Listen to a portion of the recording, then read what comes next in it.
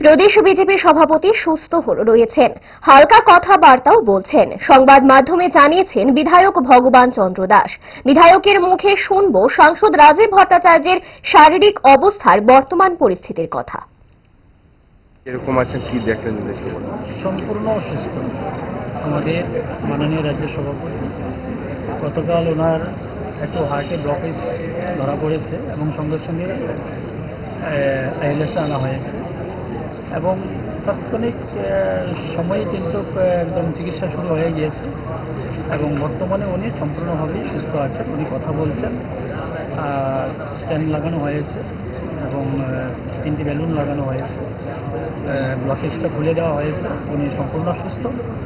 Doctor বাবুদের যে বক্তব্য রয়েছে আজকে বিকাল পর্যন্ত দেখে ওনারা সিদ্ধান্ত নেবেন যে আরও কিছুক্ষণ সময় রাখবেন কিনা ছেড়ে দেবেন। উনি সম্পূর্ণ সুস্থ আছেন, কোনো অসুবিধা নেই। যেটা সমস্যা ছিল এটা ঠিক হয়ে গিয়েছে। কয়টা ব্লকেজ ধরা পড়েছিল? একটা ব্লকেজই ছিল, তো সেই জায়গাতে মানে একটা স্ট্যান্ড লাগানো হয়েছে আর সেই ব্লকেজটাকে তো মানে ক্লিয়ার করে দেওয়া হয়েছে। একটা স্ট্যান্ড, 3টি বেলুন লাগানো হয়েছে। বাকি উনি ঠিক কথা বলছেন, সকালবেলা কথা হয়েছে, উনি ভালো আছেন, সুস্থ আছেন।